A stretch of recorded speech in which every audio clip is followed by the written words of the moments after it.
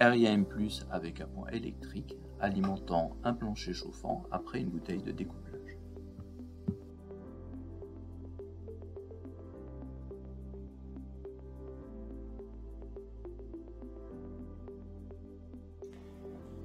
D'origine, l'écran est verrouillé ou se verrouille après 120 secondes. En haut, nous voyons le petit pictogramme cadenas qui clignote, aucune touche n'est effective. Afin de déverrouiller, il suffit d'appuyer sur la touche en bas à droite pendant environ 2 secondes jusqu'à ce que le symbole s'éteigne.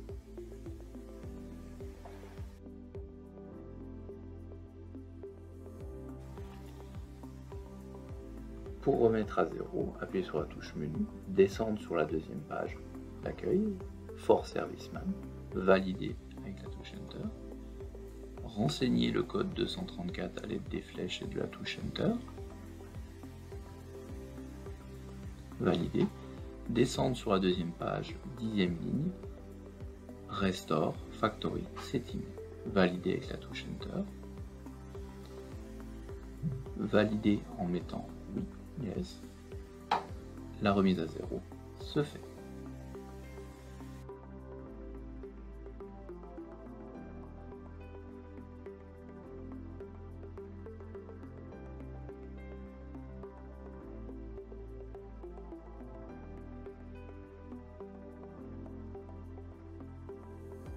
Descendre sur la deuxième page, service information, nous validons, nous allons aller tout à droite sur la partie display et de là nous pourrons soit changer l'heure, la date ou la langue.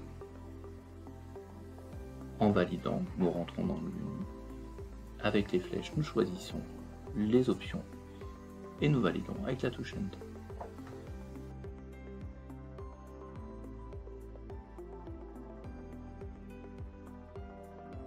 Nous allons désactiver le CS. Pour ce faire, nous appuyons sur la touche menu.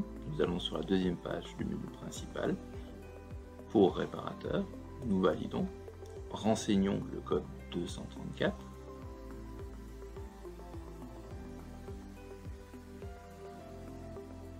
Première ligne, mode CS, nous validons. Mode CS est sur oui, nous allons valider. Pour le sélectionner, mettre sur non. Pour désactiver les signes, nous pourrons revenir sur l'écran de base.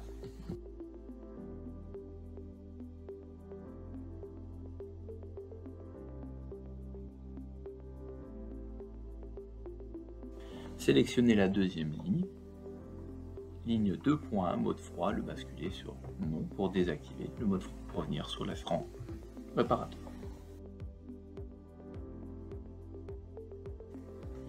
Troisième ligne, mode chauffage, je valide. Je vais sur la ligne 3.1 pour activer ou vérifier que le chauffage est bien activé. Je vais descendre sur la deuxième page, ligne 3.8 qui correspond à la température maximum de départ de vos radiateurs.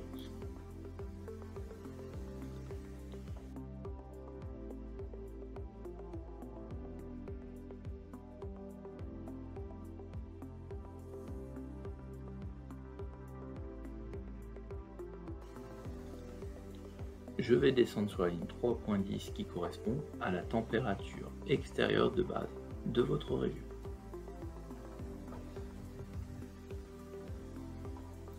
Troisième page, je vais aller sur la ligne 3.11 pour renseigner la température de départ d'eau à l'intersaison. Une fois que c'est fait, je peux sélectionner le type d'émetteur avec la ligne 3.12. Valider.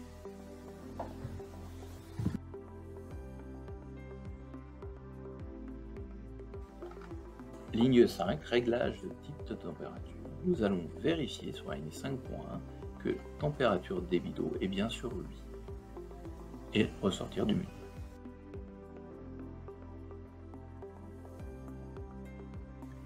Ligne 6, thermostat d'ambiance. Nous allons simplement vérifier que nous sommes bien sur réglage mode sur la ligne 6.1 et ressortir.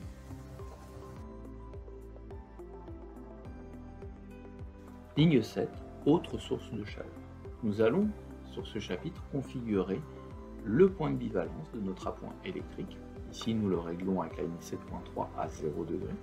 Et nous allons aller sur la deuxième page de ce menu pour aller configurer la puissance de notre appoint électrique, donc soit 3 kW. ou 4,5 kW, suivant la version d'appoint installée. Une fois fait, nous pourrons ressortir du menu.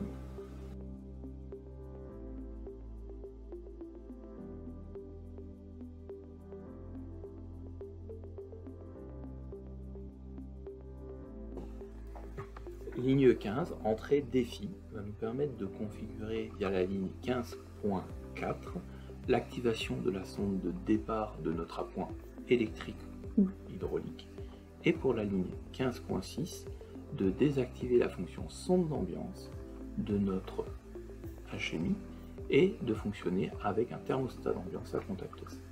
Une fois fait, nous pouvons ressortir.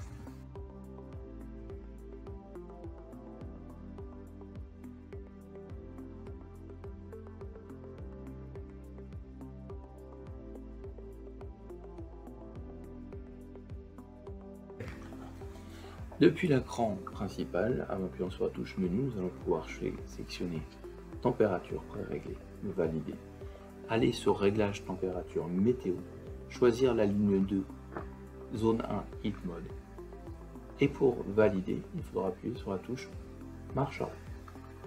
Nous aurons à ce moment-là le choix parmi les 9 courbes de chauffe. Nous choisirons la 9e, qui est la courbe paramétrable. Une fois fait, nous pouvons ressortir du menu.